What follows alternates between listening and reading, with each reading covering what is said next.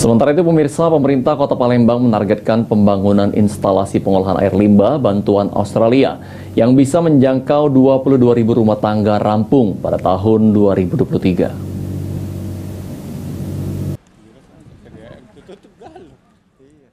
Pemerintah Kota Palembang menargetkan pembangunan instalasi pengolahan air limbah IPAL bantuan Australia yang bisa menjangkau 22.000 rumah tangga rampung di tahun 2023.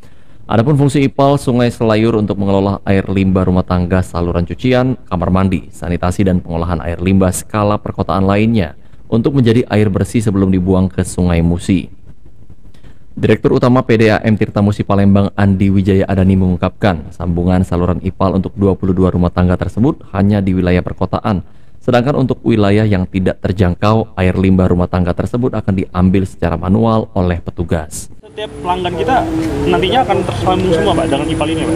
Enggak, hanya 22.000. Jadi yang dari jalur ini sampai ke tempat kita sampai di 16 ini, itu daerah ini Bukit ya, itu 22.000. Tapi kalau yang di daerah yang lain-lain itu maka kita akan memberikan pelayanan untuk mengambil nyedot untuk tinjanya. Jadi secara periodik diambil untuk tinjanya. Abidi Riwanto, PAL TV.